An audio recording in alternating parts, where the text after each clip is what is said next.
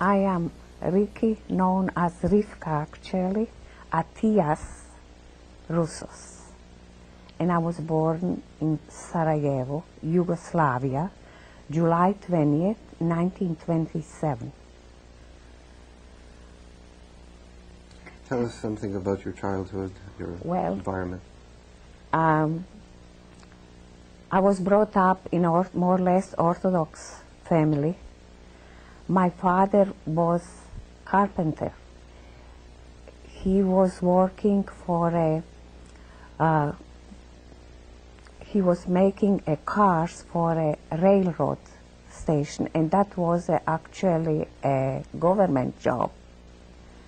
He had that job since 1923, after he got married with my mother, till 1941, end of April 1941. Was that a secular or was that a Jewish? Well, to a kindergarten, I went to a Jewish kindergarten, was a Gan Yeladim, they call it. I remember even very well name of my teacher. Her name was Bat Sheva Levi.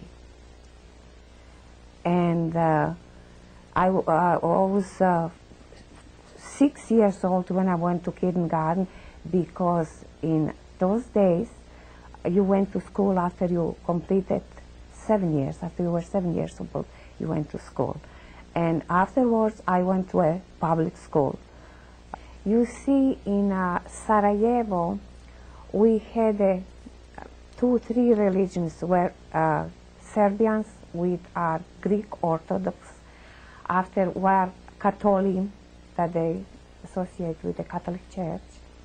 Lot of Muslims were in Bosnia and Herzegovina, are over 1 million of Muslims. And how did these three, the Jewish community and these 2 communities interact, or 3 communities? Well, I believe with Muslims we had much more relations than with Christians. And during the war? Oh, during the war, they behaved very, very badly. They came from little villages.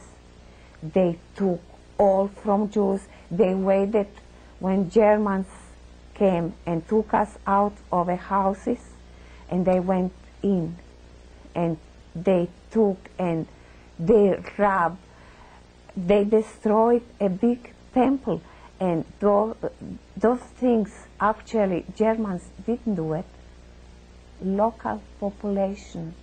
They used to send little Muslims with a face, big hat, red hat, and they used to say, "Go and take from a Jew."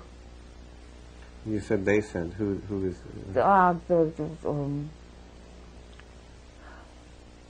Leaders of leaders and teachers in which of community? Muslims. In Muslim community. Muslims community, right. And the local Christian population that you grew up with? Local Christian population, we had a few friends. Occasionally they would invite us for, they celebrate. Christmas was not commercial like in here is today. They used to celebrate in a churches, and afterwards they used to invite for a coffee. And since we kept kashrut at home, we didn't have very much contact with them, really. Even if we went, you could not drink coffee, you could not eat, you could not, and so was very little contact. A place I remember where I lived, we had 4 or 5 Jewish couples that they lived with, 4 or 5 kids, where probably they used to call Avlia, was a big, how you call it, Hatzeris in Hebrew is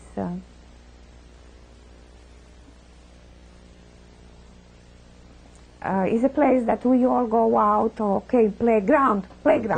Okay, were big playgrounds, and I remember all was around were Jews, mostly Jews, were 1 or 2 Christians in a place that I used to live before war. Have you ever heard from any of your neighbors since the war? One of my neighbor and friend, she lives in Israel today.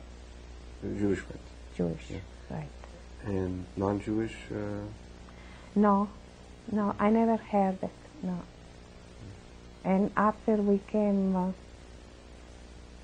back from a liberation, we went back to Sarajevo in 1945, 46, and we didn't find anybody that I knew actually.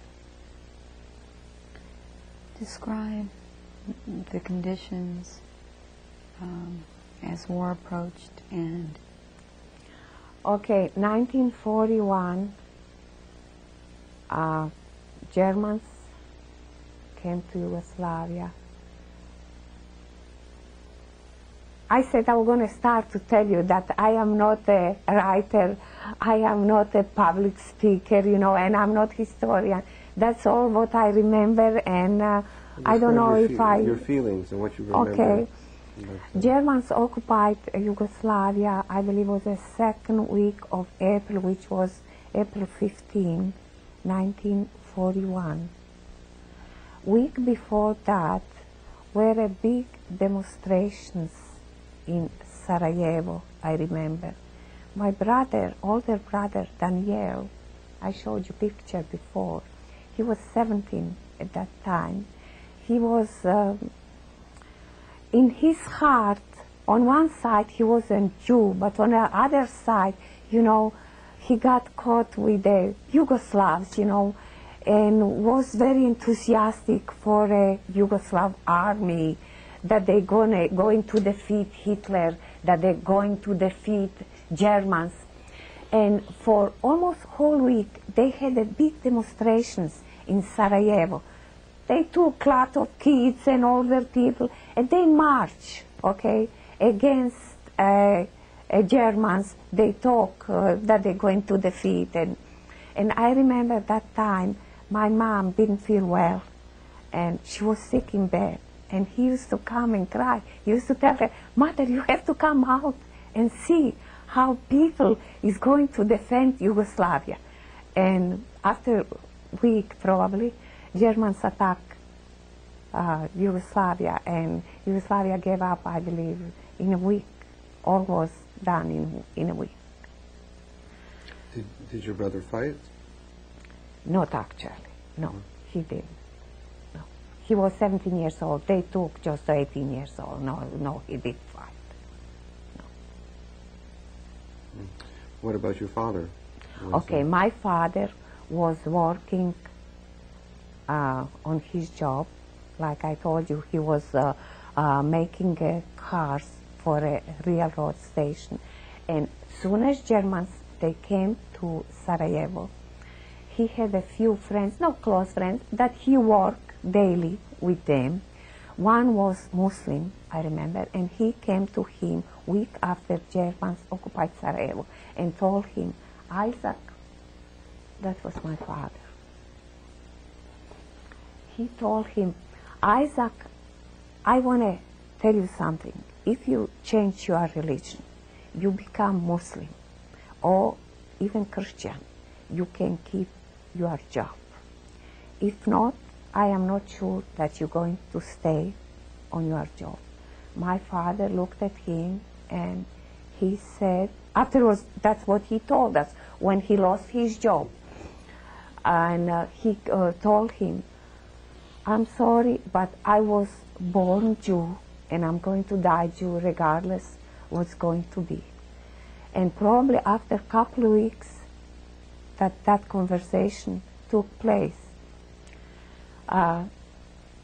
he lost his job. How we survived, that was beginning of May already, middle of May. We had, like I said before, we had aunts, we had cousins, we helped each other. We didn't think that we were poor, that we didn't have. Whatever one bread was, it went around, okay? We shared that. And so we didn't feel such a terrible loss that he didn't work. Was a loss, sure, was not paycheck every month. That was 1941 in October. Was Sukkot, Saturday night. Somebody was after 11 o'clock. We were already in bed. Somebody knocked on the door, and was SS with a big Hakenkreuz, okay, swastika on it, and were policeman from a place, and what other man with the gun was civilian. But they came with a list, and they asked for my father's name, they read, and my brother's name. And they took them that night. And this is both brothers, or just one? Just the one. Just one. Just the one. Just the one. Brother and father. They took them October 1941, and I didn't see them anymore. That was the end of it. They stay 1 week in a camp in Sarajevo. How they brought all people, they kept them for a week, for 2 weeks, and my brother wrote a few words to my mom. Don't wait with kids, run away. And after a week, they transport them to Jasenovac. Jasenovac was a concentration camp in Yugoslavia, was very close to Zagreb, was in Croatia. And they had a crematorium. And most of Jews from Yugoslavia, they were cremated in Jasenovac. I know for a fact my brother was killed in the beginning, 1942, in February. For my father, I don't know if he got even to Jasenovac. Somebody told me that he was thrown from a tree. After they took my father, 1941,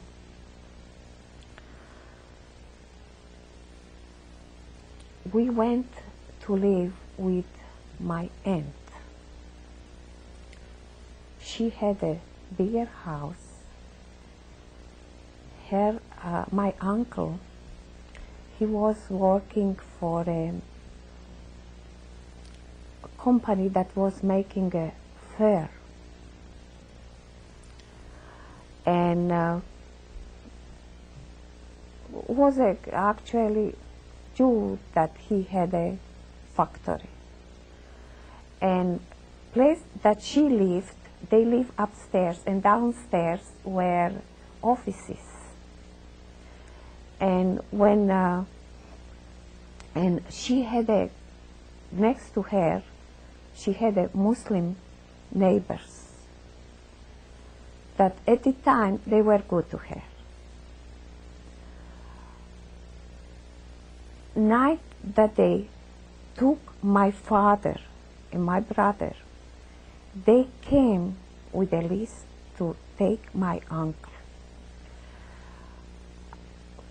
Like I described, place that they live, it did look actually like a house.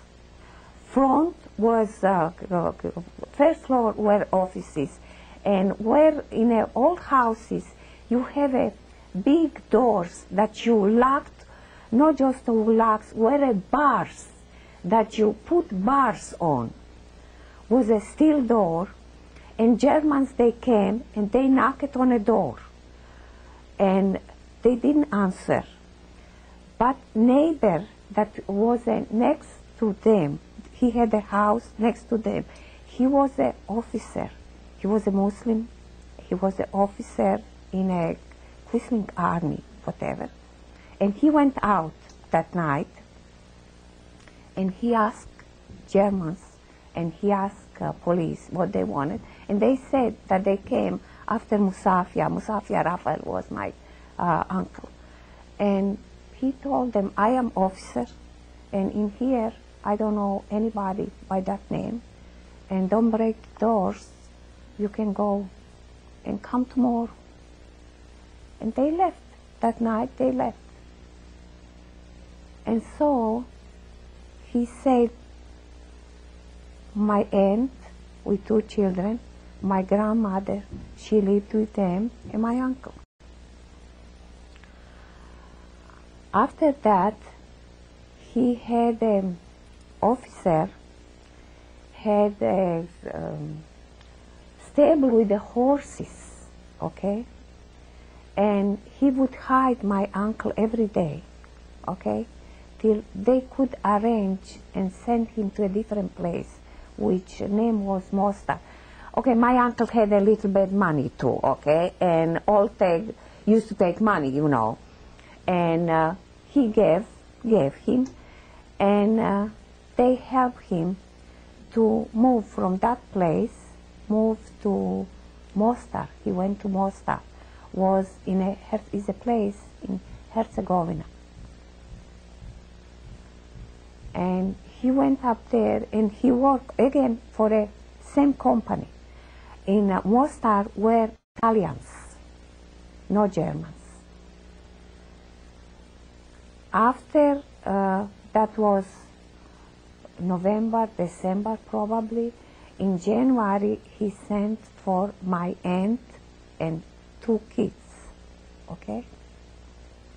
And they went, and all they went with the different names, because to move from one place to the other in Yugoslavia during the occupation, you could not just go on a train and go. You had to have a special, it's not passport, like a special document was issued by local police. A police was actually was run by Germans. In order to get that, you had to pay money, okay? And my uncle sent it to his family, and so they left Sarajevo. After they left, my grandma came to live with us. We stay in a same house of my aunt, but grandma stay with us. Till February 1942, we stay in that place. February 1942, my uncle sent for me and for my brother. Was a Muslim lady. She used to wear fereje, they used to call in Serbian, chador, with a long scarf. yeah, she had a veil, and she took my brother and gave him a different name. And my brother, since he was little at the time, he didn't have to have any identification. She had, and she brought him a big hat, fez, they used to call it. She put a fez on him. And she brought me a document, and on that document I was Amalia Pelzer. I remember like today. And she told me, we're going with the train. You come with me. You don't know me, okay? I'm not going to talk to you. We came, I remember like today, it was end of February, I believe. I had a blue coat on me, and she brought me a nice hat. I had a hat. And she gave me that, but that paper was falsified paper, you know, that passed from a hand to hand, okay? They just had my picture, but name was raised and everything else. And I realized that. When I came to a station, I forgot my name. Actually, I forgot that I was German, asked me for a identification to go on a train. And, you know, I started to shake. And she pushed me.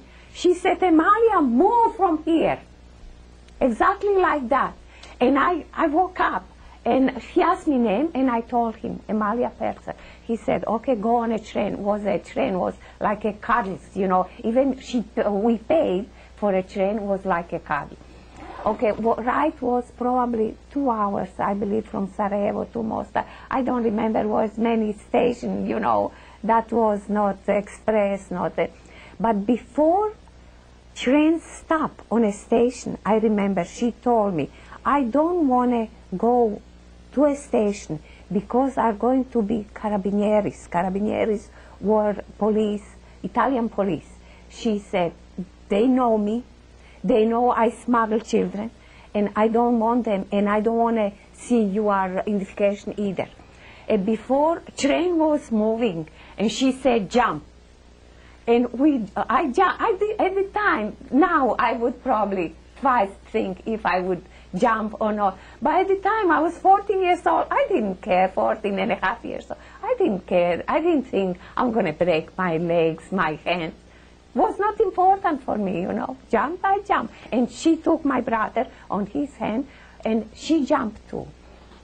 And this was before you arrived at your destination? Before we arrived at our destination, because she said, are going to be carabinieri, and she doesn't want to be recognized. Because she made that trip from Sarajevo to Mostar many times. She got good pay, you know, and she didn't mind to do it. But still, she didn't want to be recognized. And she was afraid that somebody might stop me too. My aunt was waiting where she told her before was arranged all. And I got few bruises, but at the time it didn't register with me. Later on, you know, I was thinking, and even today, when I think, I don't believe that I went through all that, really. You know, I used to tell my kids, not in so many words, because I didn't want them to be sad, to be, you know, and many times I cannot believe it, that I went through all that. Okay, make long story short. We went, I lived with my aunt, and afterwards she tried to fix same way my mother came, different time, my grandmother, with the chador, with the veil, with the falsified documentation. They came to Mostar. We were talking about the camp in 1943, I think. Okay.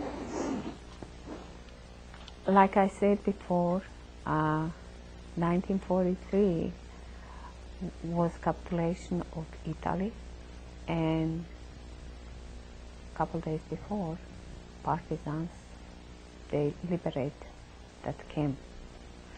I remember, like today, they brought us all in a big circle, and they had scissors, big scissors, and they cut a wire, and they said, from now on, you are free to go any place you want to.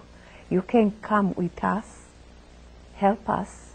If not, you choose and go any place you want. Nobody believed it. And I remember kids younger than me used to go and touch a wire to see if it's true what we were told or not. We stay in the same place couple days, and they were afraid, and were Jews that they took command right away of a camp, of the needs of the people, all the old people, sick people. They try to transfer them to a hospitals, give them help what they needed. And they told us we have a choice, or stay on an island, or to go to a land. But we have to be transported on a small fishing boat from Rab. which is very dangerous. They said, we don't have very many fishing boats, and capacities are very limited, and we put more than they can actually take. And whoever goes has to go on his own risk. And second choice is Germans, they're going to occupy, after a couple of days, they're going to occupy islands. And giving, you know, that we were liberated, that we can go any place we wanted. We didn't care if we finish on the bottom of a sea or if we come to a land. And my mom actually decided for us to, because, you know, kids 15 years old, today they think they know everything. She decided for us that we're going. It was my grandma and me and my aunt and uncle, everybody that was in a camp decided to go that night out. And we went with a fishing boat. I remember boat, that was not a big boat, and was storm that night, and was going up and down. And everybody, was funny to tell now, everybody covered himself and start to pray, say Shema Israel. And we were probably hour and a half on a 2 hours till they brought us, name was Sen. S-E-N. When we landed, it was like a small port, very small port. When we landed with that boat, was one after the other coming, but were more people that boat actually could take it. But people didn't care if they drowned. But we survived, we made it, and was a night we came to a port, and were a lot of partisans around, and they start to scream, you cannot stay in here, you have to move, because this morning we have a Stukas where Germans airplanes, they bomb, and they're going to come soon as it's going to be dawn, they're going to come again, a bomb. You have to go. We were very tired from a boat ride, you know, but still nobody cared. And we had to cross a mountain. Name of a mountain was Velebit. And we walked all night. In order to keep, not to lose each other, we kind of chain each other, you know, we gave hands and yelled names, yelled, sing songs in order not to fall asleep, especially with the children. And in the morning, we were on the other side of a mountain. We were in Lika. It was a place like Harris County. We had to stay. They gave us, I believe, was a rundown school, and everybody went for himself and found place, you know, to put head and to sleep. And night came again. We had to move. We could not stay. We moved probably for weeks and weeks like that. We went from Lika to Kordun, from Kordun to Banya. And finally we stopped in Banya, and we lived among partisans who wanted, got ammunition, joined the actually fighting, who didn't want to fight. They could help in different ways. We used to cook, we used to sew, we used to clean houses for partisans. And that's what I did till end of World War II, 1945.